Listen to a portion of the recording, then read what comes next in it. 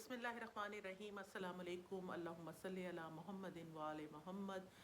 Barrister مقصومہ بخاری ہے اور رمضان کے اس پاک مہینے میں ہم سلسلہ جاری رکھ رہے ہیں جناب علی مرتضیٰ علیہ السلام کا کرم اللہ وجہہ، اسد اللہ، شیر خدا، ابو تراب، حیدر۔ ہم نے کل کی ویڈیو میں پارٹ 2 میں بات کی تھی جناب ابو طالب علیہ السلام کی، اور کیسے کہ لوگوں نے بغض محمدی میں اور بغض علی میں جناب ابو طالب کو کنٹروورسی میں انوالو کیا، اور نعوذ باللہ ان کو مشرک کہا گیا اور ان کو کافر کہا جاتا ہے بعض لوگوں کی طرف سے۔ حالانکہ ان کے اعمال جو تھے وہ تھے کہ جو سو کالڈ مسلمان تھے جنہوں نے کربلا میں حصہ لیا، یا جو کہ منافقین تھے اس زمانے کے، جن کے منافقین کے ذکر قرآن مجید میں بھی بار بار آتا ہے، اور یاد رکھیے کہ منافق جو ہے وہ کافر سے بھی بدتر درجہ رکھتا ہے، ان کے اعمال ان سے کروڑوں درجے اعلیٰ تھے، بلکہ سب سے اعلیٰ تھے، کیونکہ وہ رسول کی ڈھال تھے، اور رسول کو ہجرت کرنی پڑی جب جناب ابو طالب کا انتقال ہوتا ہے۔ اور یاد رکھیے کہ رسول کا نکاح بھی جو تھا وہ جناب خدیجہ علیہ السلام سے سلام اللہ علیہ سے جناب ابو طالب علیہ السلام نے پڑھایا تھا۔ اب آج میں بات کرنا چاہتی ہوں حضرت علی کے 3 بھائیوں کے بارے میں، کیونکہ ہم بات کر رہے ہیں کہ وہ کون تھے، اور پھر ہم بات اس کو کنیکٹ کرنا چاہ رہے ہیں کہ دنیا نے ان کو کیوں نہیں سمجھا، اور ان کے حسب اور نسب کی۔ جناب ابو طالب کے 4 بیٹے تھے، اور حضرت علی ان کے سب سے چھوٹے بیٹے تھے۔ ان کے سب سے بڑے بیٹے کا نام تھا جناب طالب۔ جناب طالب کے بارے میں کوئی خاص معلومات تاریخ کی کتابوں میں حاصل نہیں ہو سکتی، سوائے اس کے کہ وہ جنگ بدر تک ساتھ تھے، اور اس کے بعد کیونکہ اتنی زیادہ ہارڈشپ تھی اور اتنی زیادہ تکالیف تھیں کہ انہوں نے ہجرت کے لیے مکہ چھوڑ دیا اور وہ شام کی طرف چلے گئے۔ کچھ لوگوں کا کہنا ہے کہ جب حالات بہتر ہوئے تھے اور مدینہ میں تو وہ واپس آ گئے تھے، لیکن کوئی خاص تاریخ میں اس کا ذکر معلوم نہیں ہو سکتا۔ ان کے دوسرے بیٹے جو ہیں وہ جناب عقیل تھے۔ جناب عقیل جو تھے وہ انہوں نے بھی تمام جنگوں میں رسول کا ساتھ دیا اور شانہ بشانہ کھڑے رہے، اور یہ جناب عقیل جو ہیں یہ والد ہیں مسلم بن عقیل کے، جو کہ کربلا کے پہلے شہید تھے، اور جن کو سفیر حسین بھی کہا جاتا ہے۔ یہ وہ بیٹے تھے جن کو امام حسین نے سفیر بنا کے اپنا کوفے میں بھیجا تھا۔ اور جو جناب عقیل تھے حضرت علی کے بھائی، وہ ہر مشکل میں جو ہے رسول کے ساتھ کھڑے رہے۔ زیادہ تذکرہ جو میں کرنا چاہتی ہوں وہ ہے جعفر ابن طیار، جعفر الطیار۔ الطیار کا مطلب کیا ہوتا ہے؟ الطیار کا مطلب ہوتا ہے وہ پرندہ جس کے ونگز یعنی کہ پر ہوتے ہیں، طیار، ونگز۔ اور یہ کہانی، یہ ان کو لقب کہاں سے ملا؟ جب حضور جو ہے وہ انہوں نے پالا تھا، یہ بات ہم کر چکے ہیں پہلے ویڈیو میں انٹروڈکٹری میں، کہ رسول نے پالا تھا جناب علی علیہ السلام کو۔ وہ 7 سال کی عمر میں حضرت رسول کے ساتھ جو تھے اور جناب خدیجہ کے ساتھ رہنا شروع ہو گئے تھے۔ رسول ان کے کپڑے بھی بدلتے تھے، ظاہر ہے کہ 6-7 سال کا بچہ ہے تو وہ نہلاتے بھی تھے، وہ کپڑے بھی بدلتے تھے، وہ رسول کے ساتھ ساتھ چلتے تھے۔ وہ سب سے پہلے تھے جو کہ مسلمان ہوئے تھے۔ ہماری تاریخ کی کتابوں میں بڑی زیادتی کی جاتی ہے، کیونکہ یہ جو بغض علی ہے نا، یہ جاتا نہیں ہے، یا کمپٹیشن جو ہے بیکار کی جو گفتگو ہم لوگ کرتے ہیں اہل بیت کو کی اہمیت کو کم کرنے کے لیے، تو ہم کہہ دیتے ہیں کہ بچوں میں جو تھے وہ حضرت علی جو تھے وہ سب سے پہلے مسلمان تھے۔ بھائی اور کون سے بچے تھے؟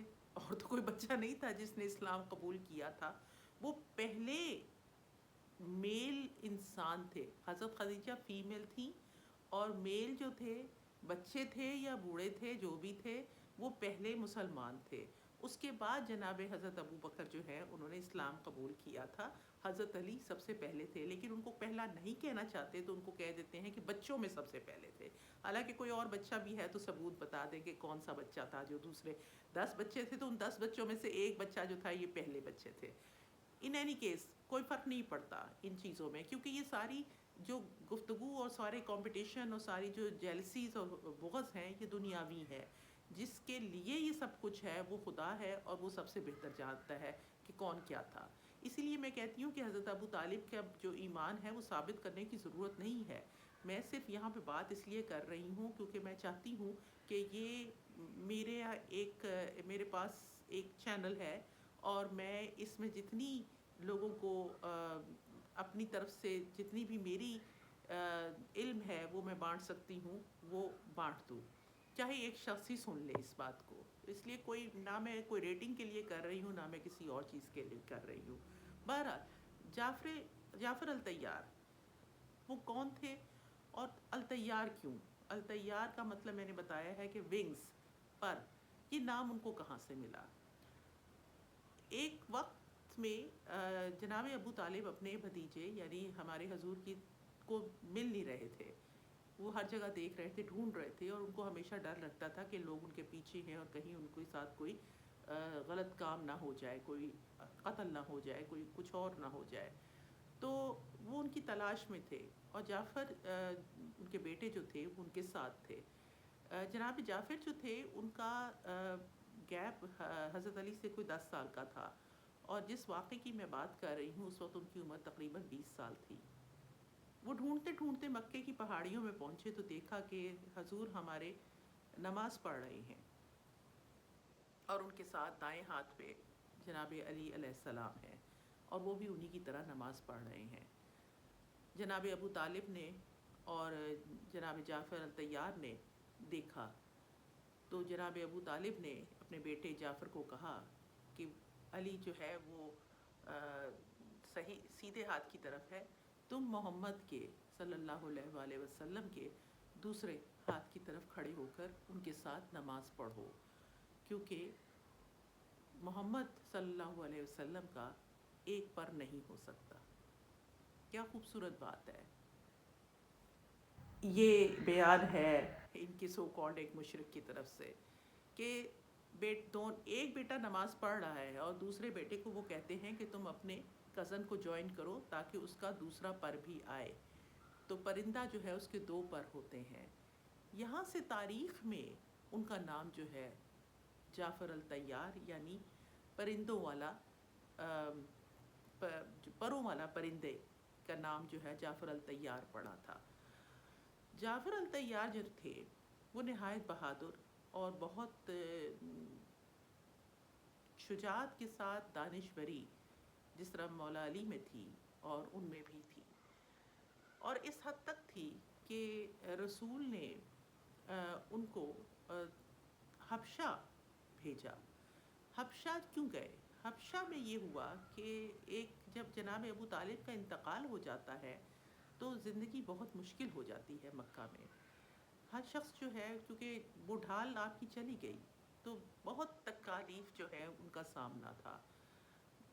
ٹارچر، ایکسٹورشن، کڈنیپنگ جو آج کل کے زمانے کا نام ہے، لیکن اس زمانے میں بھی یہ سب کچھ کرائمز جو تھے وہ ہوتے تھے. اور ٹارچر بھی ایسا تھا کہ جناب یاسر کا اور ان کی والدہ کا آپ نے تاریخ میں سنا ہوگا کہ ان کو چیر دیا گیا تھا. حضرت بلال کے ساتھ جو کچھ ہو رہا تھا، بہت برے حالات تھے مکہ کے. تو ان حالات میں حضور جو تھے انہوں نے فرمایا کہ کچھ لوگوں کو یہاں سے بھیج دو، مطلب پولیٹیکل ریفیوجی جس طرح کہتے ہیں آج کل کے زمانے میں. اور حبشہ ایک ایسا ملک تھا جہاں پہ ایک عیسائی حکمران جو کہ نہایت انصاف کے حوالے سے جانا چاہتا تھا، ان کو کہا گیا کہ وہاں اس کے النجاش اس کا نام تھا حبشہ کے بادشاہ کا، کہ النجاش کے ملک میں چلے جاؤ، وہ تمہیں وہاں پہ انصاف دے گا. اور وہ جو گروپ تھا جو مسلمانوں کا جو کہ جنہوں نے ہجرت کی وہاں سے، ان کے جو سربراہ تھے وہ جعفر الطیار تھے. جعفر الطیار جو ہیں وہ اس گروپ کو لے کے حبشہ تک پہنچے، اور جب وہ پہنچ گئے تو وہ وہاں پہ آرام اور سکون کی زندگی جو ہے وہ اپنے اللہ تعالیٰ کی عبادت کھل کے وہاں کرنے لگے، اور ان کو وہاں کسی نے کچھ نہیں کہا. اس دوران قریش جو ہے وہ اپنی پلاٹنگ جو تھی ان کی جاری تھی، اور اس پلاٹنگ میں ایک یہ بھی بات آئی ابو سفیان کی طرف سے کہ ان لوگوں کا کیا کریں جو کہ حبشہ میں چلے گئے ہیں۔ تو سوچا یہ گیا قریش کی طرف سے کہ ہم بھی اپنے لیڈر بھیجتے ہیں اور ہم وہاں پہ جا کے تو حبشہ کے جو بادشاہ ہے اس کو تحفے تحائف دیں گے اور اسے کہیں گے کہ یہ نافرمان لوگ ہیں، انہوں نے کوئی الگ سا مذہب بنا لیا ہے، یہ ہمارے قوانین کو نہیں مانتے اور یہ آپ کے ملک میں چھپے ہوئے ہیں، تو آپ ان کو ہمیں واپس کر دیں۔ اس بات پہ ایگریمنٹ ہو گیا اور قریش کے بڑے بڑے جو نام تھے اور بڑے بڑے جو سردار تھے وہ روانہ ہوئے حبشہ میں۔ جب وہ حبشہ میں پہنچے تو محل میں انہوں نے بادشاہ سے ملے، النجاش سے، اور النجاش کو انہوں نے خوب تحفے تحائف دیے جو اس نے قبول کیے۔ اس کے بعد انہوں نے اس سے بیان کیا کہ ہمارے کچھ لوگ اس طرح یہاں پہ آپ کے ملک میں آئے ہوئے ہیں اور ہم ان کو واپس چاہتے ہیں۔ النجاش کیونکہ ایک انصاف پسند بادشاہ تھا تو اس نے کہا کہ ان کو بلاؤ، اور ان کے سربراہ جو تھے وہ تھے جعفر الطیار۔ جعفر الطیار کو پیش کیا گیا اور جعفر الطیار جب آئے تو وہ جھکے نہیں، وہ جو ہوتا ہے جھکنا، جس طرح ہم عدالتوں میں بھی جھکتے ہیں، وہ نہیں جھکے۔ تو بادشاہ نے کو برا لگا اور بادشاہ نے کہا کہ تم جانتے نہیں کہ میں کون ہوں اور تم نے میرے سامنے باؤ نہیں کیا۔ تو انہوں نے کہا کہ ہم ایک اللہ کو مانتے ہیں اور اللہ نے ہمیں ایک پیغمبر بھیجا ہے جس نے ہمیں یہ سکھایا ہے کہ اللہ کے سوا کسی کے آگے نہیں جھکنا۔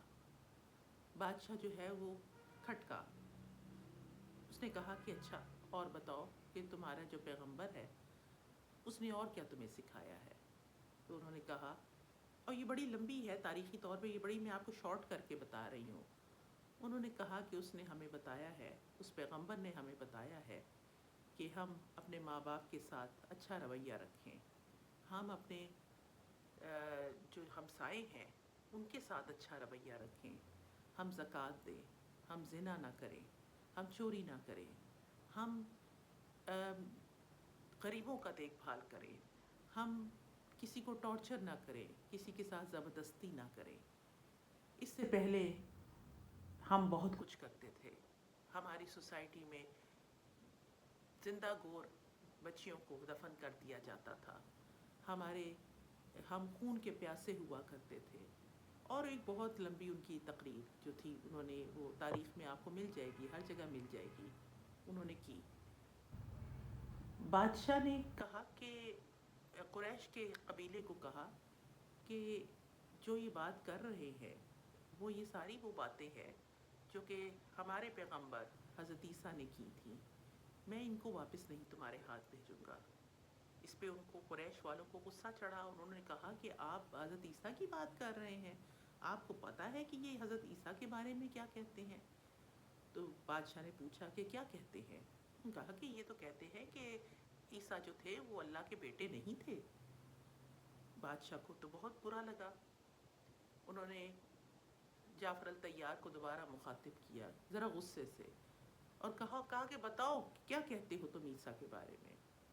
انہوں نے کہا کہ ہم کہتے ہیں، یہ سورہ مریم ہے، بسم اللہ الرحمن الرحیم، ہم کہتے ہیں کہ عیسیٰ اللہ کے پیغمبر تھے، وہ ایک اللہ کا معجزہ تھے، وہ اللہ کی روح تھے۔ انہوں نے کہا کہ اچھا تم بتاؤ کہ تم مریم کے بارے میں کیا کہتے ہو؟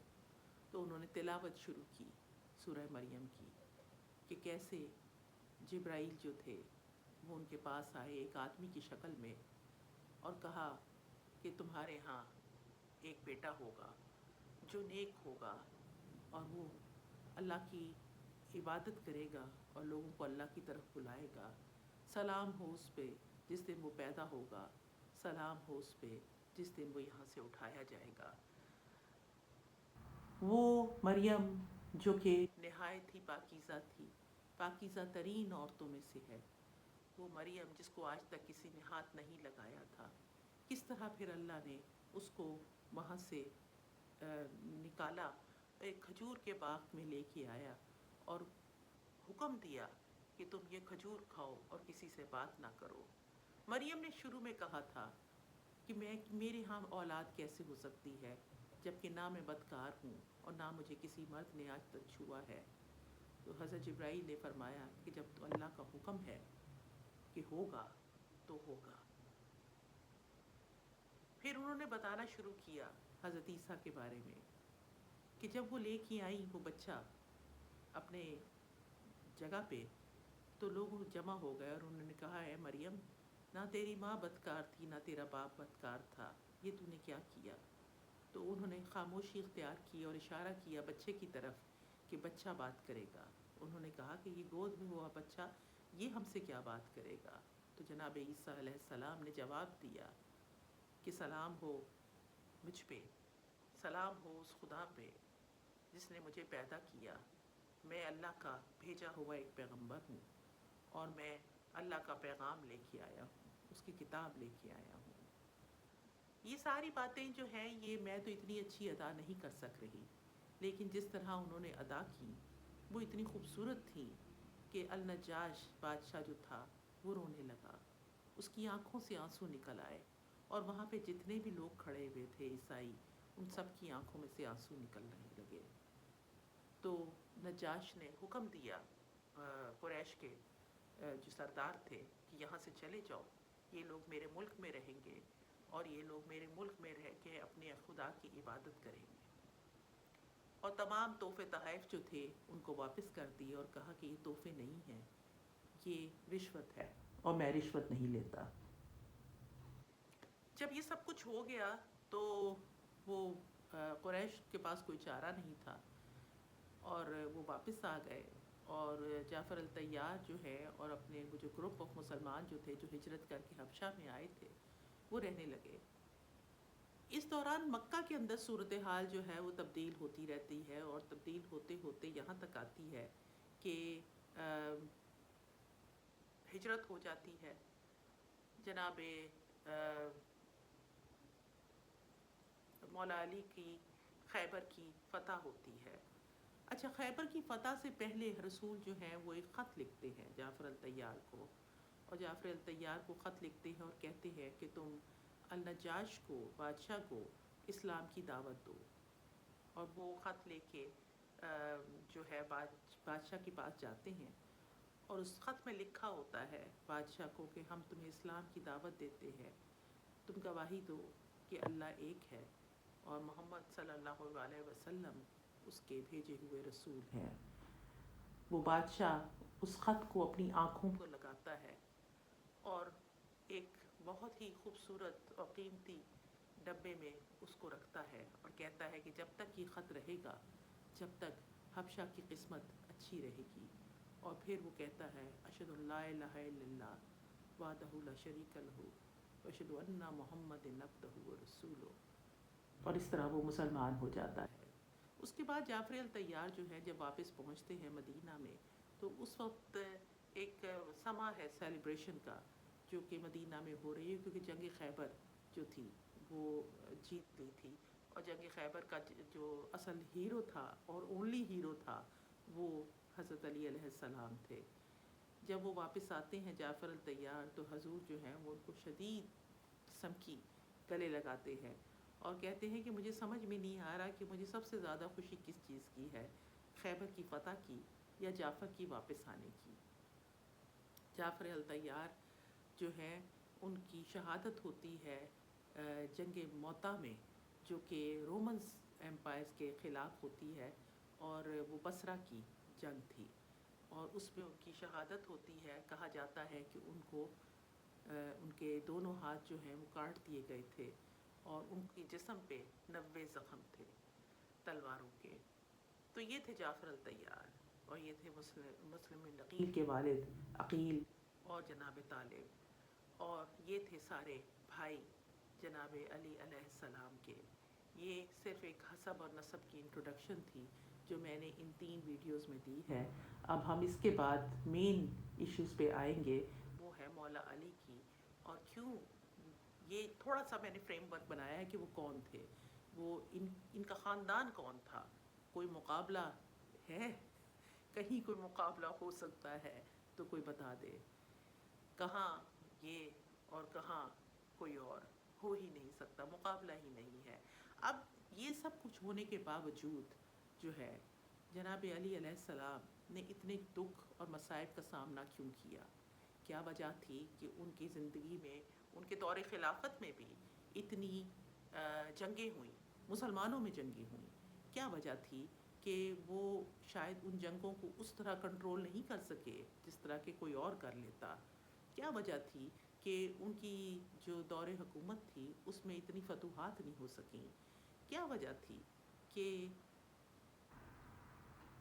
صاحب نہج البلاغہ، علم کا شہر کے دروازہ جو ہے، وہ مرنے سے پہلے، شہادت سے پہلے کہتا ہے کہ دنیا نے علی کو نہیں سمجھا۔ دیکھتے رہیے، اگلے حصے میں ہم فوکس اپ کرتے ہیں جناب علی علیہ السلام پہ۔ ٹیک کیئر، خدا حافظ۔